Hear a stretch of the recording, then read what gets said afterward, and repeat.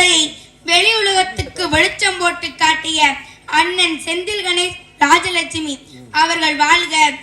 இன்றும் எட்ட முடியாத உயரத்தையும் எட்டி பிடிக்க வேண்டும் என்று சொல்லி என் உரையை தொடங்குகின்றேன். பொங்கல் திருநாளா அது எங்கள் திருநாளா, உயிர் வாழ உணவு தரும் உழவுக்கும் அதற்கு உறுதுணை புரியும் கதிரவனுக்கும் உழுது உழைக்கின்ற மாட்டிற்கும் நன்றி கூறி கொண்டாடும் விழா. அனைவருக்கும் இனிய பொங்கல் நல்வாழ்த்துக்கள். உழுதுண்டு வாழ்வாரை வாழ்வார் என்று வள்ளுவரும், உழவுக்கும் தொழிலுக்கும் வந்தனை செய்வோம் என்று பாரதியும், உழவர்களின் பெருமைகளை கூறும் திருநாள் அறுவடை திருநாள் என்று கூறப்படுகிறது. முதல் நாள் போகி பண்டிகை.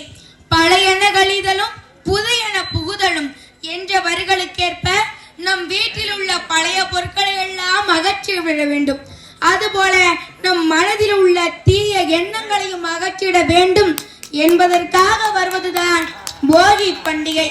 தை பிறந்தால் வழி பிறக்கும் என்பது போல தை முதல் நாளிலே வருகிறது பொங்கல். தங்கள் மனதில் உள்ள கவலையெல்லாம் போக்கிட வரும் நாள். ஞாயிறை போற்றுதும் ஞாயிறை போற்றுதும் என்று கதிரவனுக்கும் வணக்கம் கூறும் திருநாள். மாட்டு பொங்கலானது உறவுகள் எல்லாம் ஒன்று கூறி ஓரிடத்திலே பொங்கலிட்டு மாடுகளை வணங்கி வருவர். இன்று நம் கலாச்சாரமும் பண்பாரும் மாறிக்கொண்டே வருகிறது. அடுப்பூதி பொங்கலிட்ட காலம் மாறி நாளை ஆன்லைன் பொங்கலாக மாறப் போகிறதோ?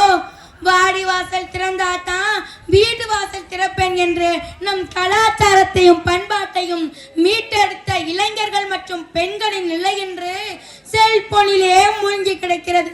இவர்களை எப்போது மீட்டெடுப்பது? பெரியார் சொன்னார் பெண்களின் கல்வி நிலை உயர வேண்டுமானால் அவர்களின் கைகளில் உள்ள கரண்டியை வாங்கிவிட்டு புத்தகங்களை கொடுங்க என்றார். ஆனால் இன்றோ